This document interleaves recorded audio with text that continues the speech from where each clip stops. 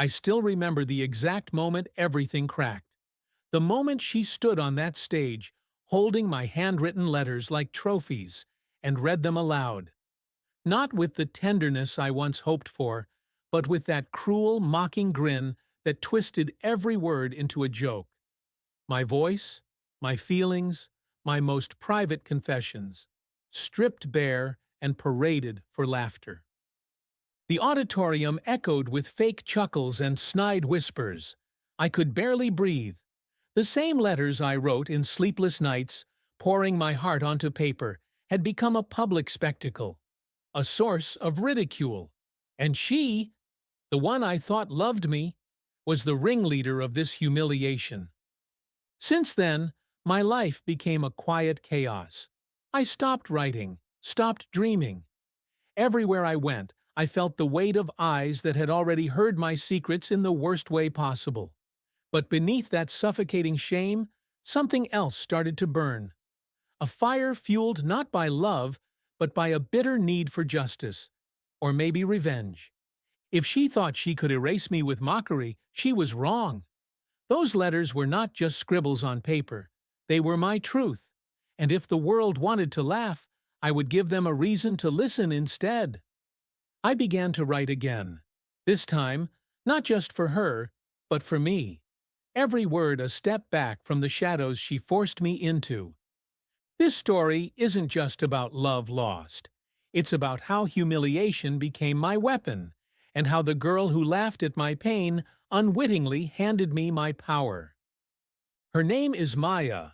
She was the kind of girl who lit up every room she entered, effortlessly beautiful, effortlessly confident.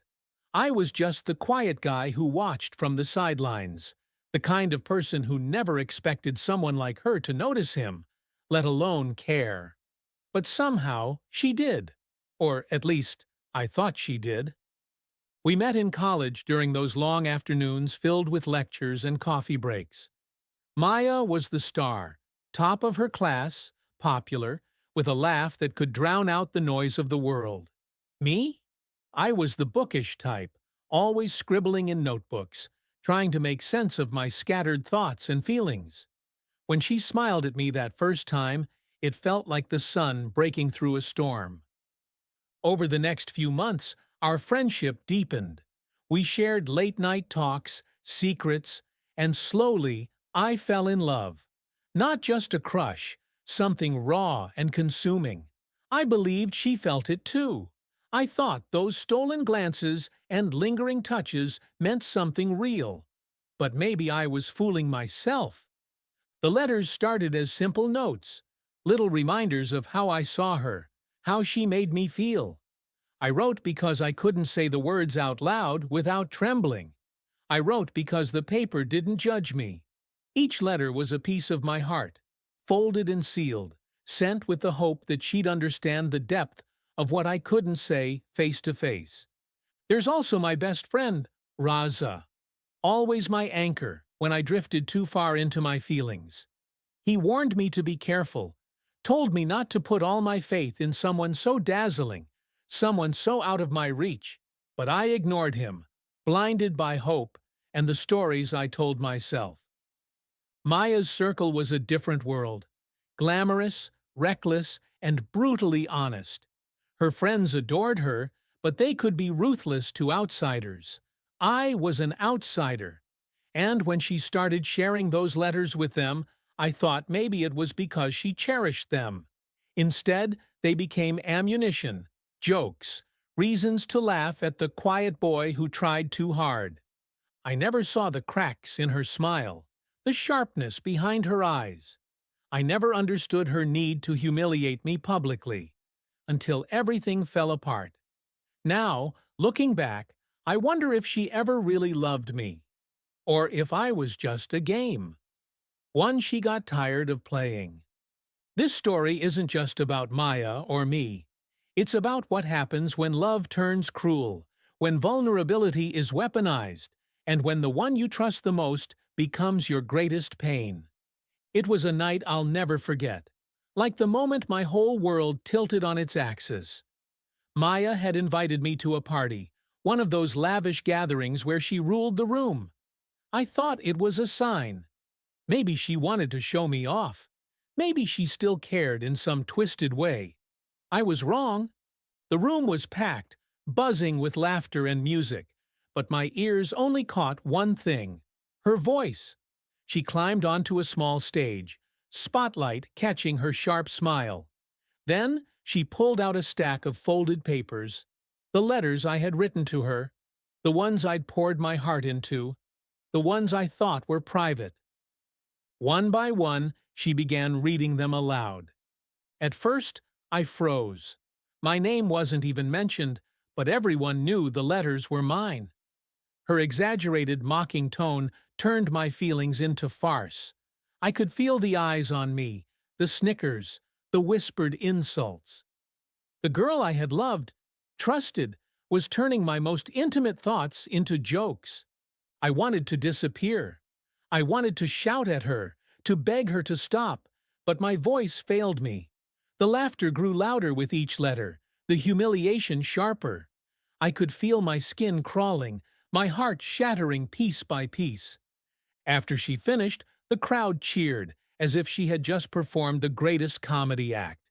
She looked at me then, a flash of triumph in her eyes.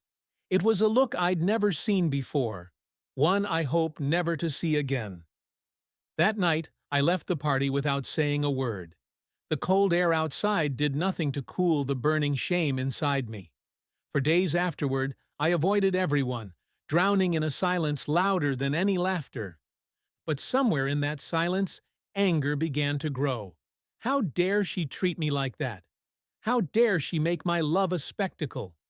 That night marked the end of what I thought we were, and the beginning of a new chapter, one where I would take control, where I would turn my pain into power. Because if she wanted to make a joke out of me, then I would give the world a reason to listen. In the days following the party, I became a ghost in my own life. People I once knew started avoiding me, or maybe I just didn't want to see their pitying eyes. The world felt smaller, heavier, as if the walls around me were closing in tighter with every breath. I was haunted not just by the memory of Maya's laughter, but by the betrayal hidden beneath her smile. I kept asking myself, how did it get to this point? How did the girl I once thought was my everything become the one who tore me down in front of everyone? The answer was complicated, full of unspoken words, half-truths, and a twisting knot of emotions I didn't yet understand. Maya was complicated. Beautiful and sharp, yes, but also fiercely guarded. She never let anyone truly in, not even me. I thought those letters had bridged the gap between us, but maybe I was wrong. Maybe they were just another way for me to try and reach her, while she was busy keeping me at arm's length.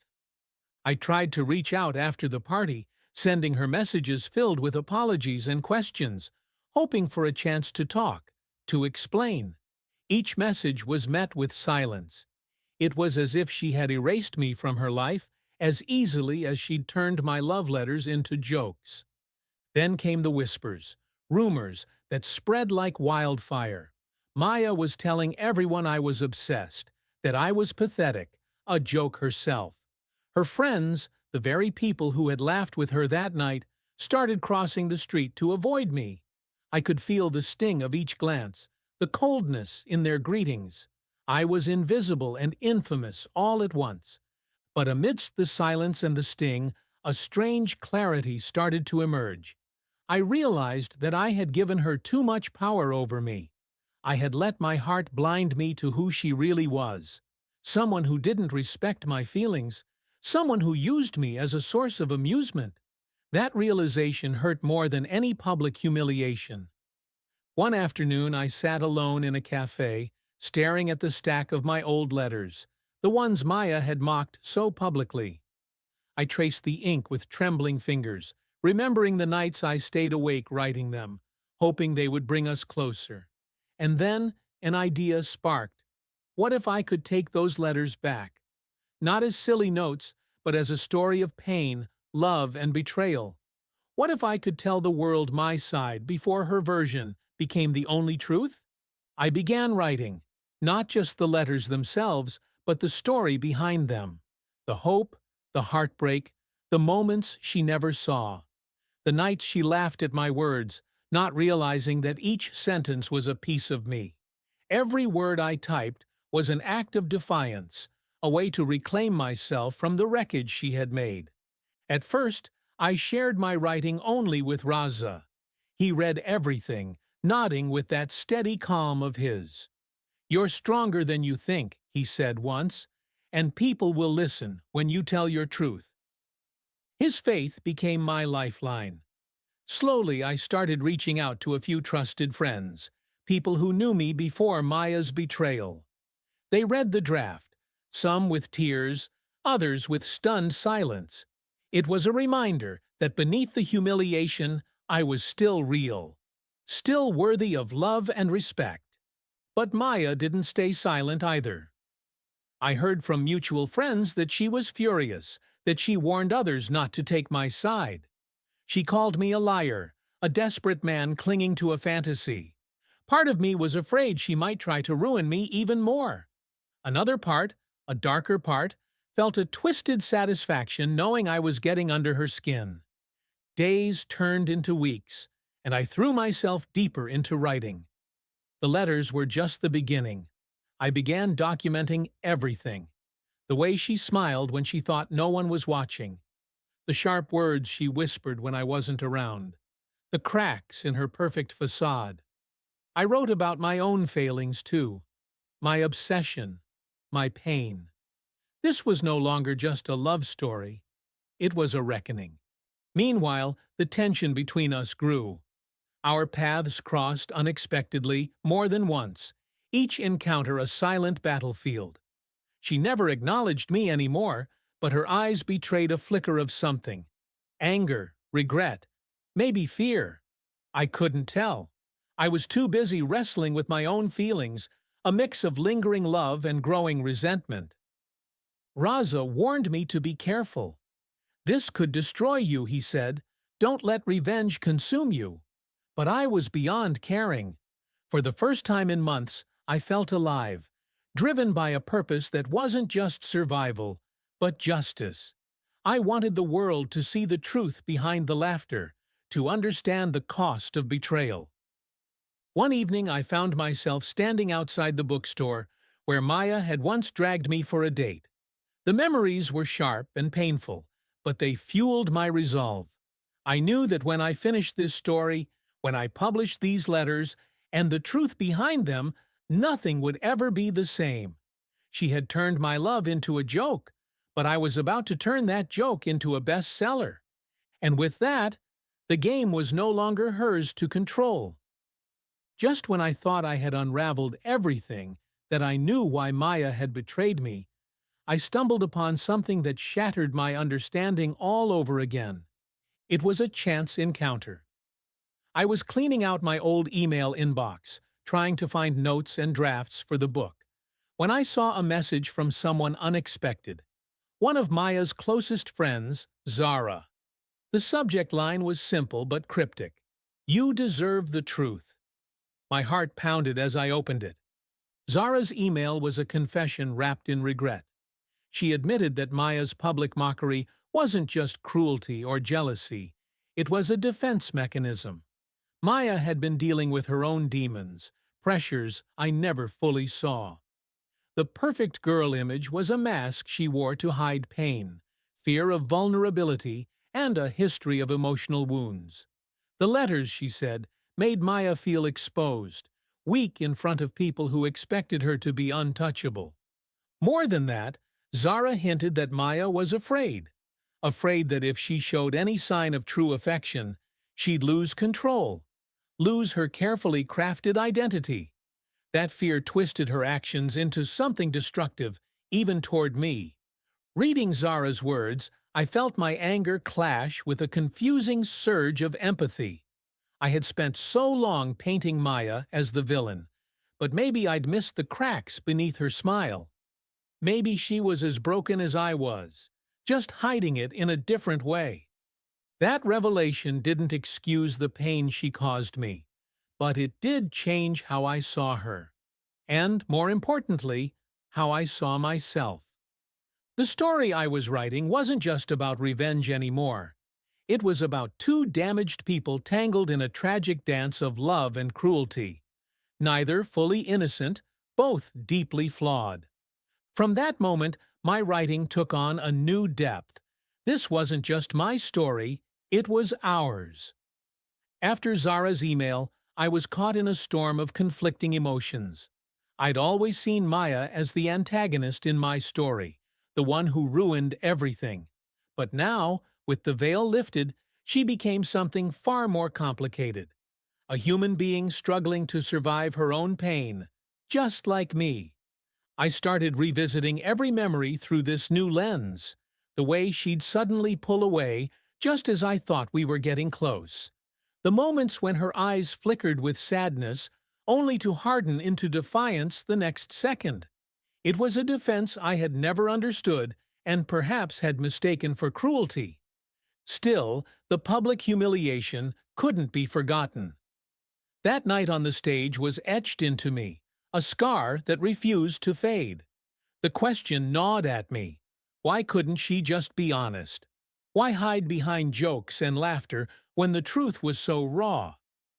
I kept writing, but the words grew heavier. Instead of anger, there was now sorrow. I poured myself into the story, not just of a boy betrayed, but of two broken souls entwined by love and damage. Then came the subtle ways Maya began to reappear in my life. She didn't speak to me directly, but her presence lingered in the corners of my world.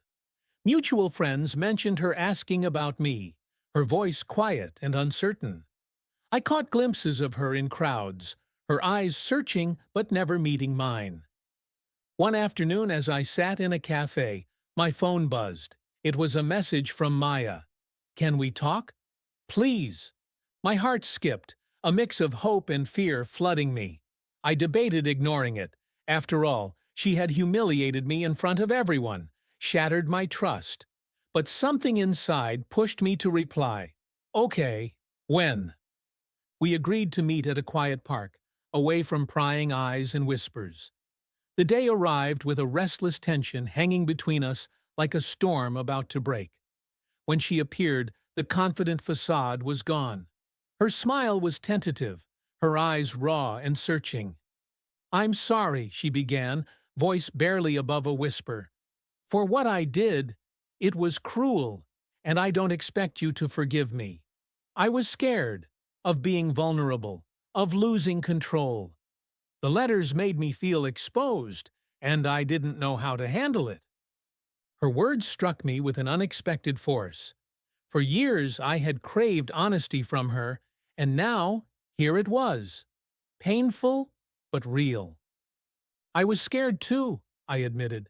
"I thought those letters would bring us closer. Instead, they pushed us apart." We talked for hours, unraveling the tangled web of hurt, fear, and misunderstanding that had defined us. It wasn't a reconciliation, but it was a beginning, a fragile step toward something neither of us dared to name. But the peace was fragile. Word got out about our meeting.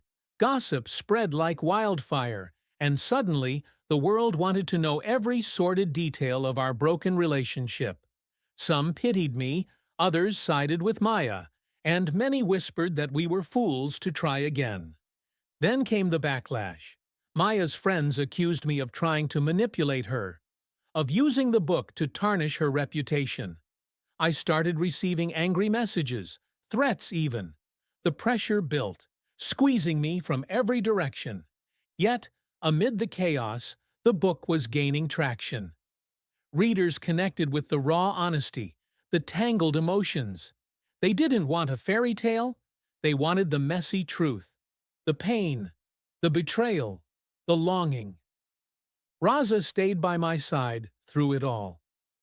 "You're telling a story that needs to be told," he said firmly, "no matter what they say." But Maya's silence grew colder. Our fragile truce began to crack as old wounds reopened. She accused me of exploiting our past, of turning our pain into profit. I understood her anger, But I couldn't stop now. Not when the story was bigger than either of us. One night, I received a message that froze my blood. It was from Maya, but the tone was different. Distant, almost defeated. "Please stop." I hesitated. Part of me wanted to respect her wish, to give her peace. But another part, the part that had fought to reclaim my voice, refused. "I have to finish this," I replied, "for both of us." That night, I realized that this wasn't just about revenge or love anymore. It was about survival, the survival of truth, of identity. Maya and I were locked in a battle we hadn't chosen, but neither of us could walk away from. And so, I wrote on.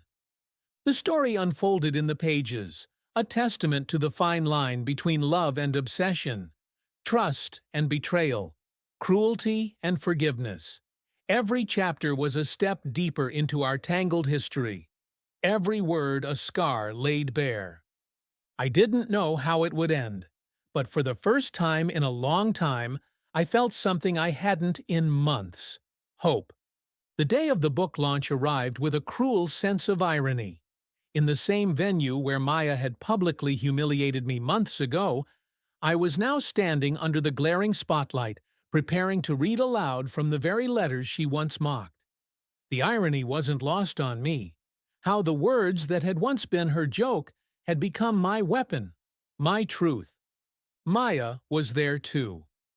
She sat near the back, her posture rigid, eyes cold but unmistakably fixed on me. I could feel the tension in the room like a live wire. People were buzzing with anticipation, some eager for closure, others hungry for drama. As I stepped up to the microphone, my hands trembled, not from fear, but from the weight of everything this moment represented. Every tear, every laugh, every moment of heartbreak was packed into these pages. And now, the world would hear them. I began reading. The first letter was simple, naive, full of hope and love. The words felt fragile, like glass slipping through my fingers. I saw Maya's eyes flicker, a flash of something behind her carefully crafted mask. But as I moved through the letters, the tone shifted. The hope became desperation. The love turned to pain. The betrayal was laid bare in black and white. The room grew silent except for my voice echoing through the hall. When I finished, I looked up. Maya was standing now, her face pale but determined. The silence was suffocating before she spoke, her voice cutting through the tension. "You think this makes you the victim? You think airing all our dirty laundry makes you stronger?" Her words weren't angry. They were hurt, raw, and trembling. I met her gaze, steady for the first time. "I'm not trying to be stronger than you. I'm trying to be true to myself. These letters, they were my truth. And so is this story." She took a step forward. "You used me. You took what was between us and turned it into a spectacle for the world to judge." "Maybe," I admitted, "but you used me first, by laughing at my pain, by turning my love into a joke." Her eyes flashed with tears, but she swallowed the words she wanted to say. For a moment, the years of pain and misunderstanding hung between us like a fragile thread. Then she said something I never expected. "I was scared, okay? Scared that if I let you in, I'd lose myself. I couldn't handle being vulnerable, so I pushed you away. And yes, I was cruel, but it was out of fear." Her confession cracked the armor I had built around my heart. I realized then that this confrontation wasn't about winning or losing. It was about facing the raw truth we'd both been running from. "I was scared too," I said quietly. "Scared that if I loved you, I'd be broken forever." We stood there, two broken souls exposed under the harsh light, the audience forgotten. For a moment, everything was silent, except the pounding of my own heart. Then Maya took a deep breath and said, "Maybe we both need to heal before we can even think about forgiving." I nodded, feeling a strange peace settle over me. The room erupted in applause, but it felt distant, like the noise from another world. The real story, the one between Maya and me, was still unfolding, fragile and uncertain. As I stepped down from the stage, I caught her eye one last time. No smiles, no accusations. Just an unspoken understanding that some wounds take time to heal, and that maybe, just maybe, healing was possible. After that night, everything changed, though not in the way most people expected. The book launch was not an end, but a beginning, a fragile turning point rather than a grand finale. The applause and the media attention faded, but the echoes of what had been spoken lingered in the silence that followed. Maya and I didn't rush into forgiveness. There were no sudden reunions or declarations of love. Instead, we took distance, each of us retreating into our own space to heal the wounds we'd reopened. It was a strange kind of truce, a mutual understanding that some things couldn't be fixed overnight. I threw myself deeper into the writing, this time with a quieter voice. The book was no longer just about exposure or revenge, but about truth and acceptance. The raw emotions that had once threatened to consume me were now tempered by reflection. Writing became my therapy, a way to understand not just Maya, but myself. People reached out after the book's release. Some were angry, some were sympathetic, but most were moved. The letters resonated because they were real, imperfect, messy, and painfully human. For the first time, I felt heard not as a victim or a villain, but as a person who had loved and lost, who had been hurt and survived. Maya and I exchanged a few messages after the launch, careful, cautious words that hinted at a fragile peace. She thanked me once for telling our story honestly, admitting it had been painful but necessary. That admission meant more than any apology. Looking back, I realized the story we shared wasn't just about betrayal or revenge. It was about the complexity of love, the way it can heal and hurt, bind and break. We were two flawed people caught in a storm of emotions too powerful to control. I learned that love isn't always about grand gestures or happy endings. Sometimes it's about surviving the scars and finding a way to live with them. Forgiveness, I discovered, isn't about forgetting the past, but accepting it and moving forward with a quieter heart. Maya and I may never be what we once were. The past can't be erased, and some wounds run too deep. But through the pain and the writing, I found clarity. I found the courage to face my own shadows, and the hope to believe that even broken love can teach us something beautiful. This story, our story, is a testament to that. It's a reminder that love is complicated, often painful, and never simple. But it's also resilient. And in the end, that resilience is what saves us. Sitting here now, years after the storm has passed, I often think back to that moment, the one where everything unraveled and everything began. When Maya stood on that stage, reading my letters as jokes, laughing at the words I had bared for her alone. It felt like the end of my world. But endings are rarely what they seem. The pain she caused didn't just break me. It forced me to confront parts of myself I'd ignored. The vulnerability, the desperation, the hope that had once driven me to write those letters. What I thought was a defeat turned into my greatest strength. Publishing those letters wasn't just revenge. It was reclaiming my voice. It was telling the truth no one else dared to speak. And through that truth, I found freedom. Maya and I remain complicated, our story unfinished. There's no neat resolution or fairy tale closure. Just two people shaped by love and betrayal, learning to live with the scars and the memories. If there's one thing I've learned, it's that love is never simple. It's messy, painful, and sometimes cruel. But it's also the force that teaches us who we are, even when we're broken. So, to anyone who's been hurt, who's been laughed at or betrayed, know this: Your pain doesn't define you. Your story matters. And sometimes, the darkest moments can light the way to a new beginning. I never imagined that the letters I wrote in hope and fear would become a best-selling book. But life is unpredictable, just like love. And maybe that's the only certainty we need.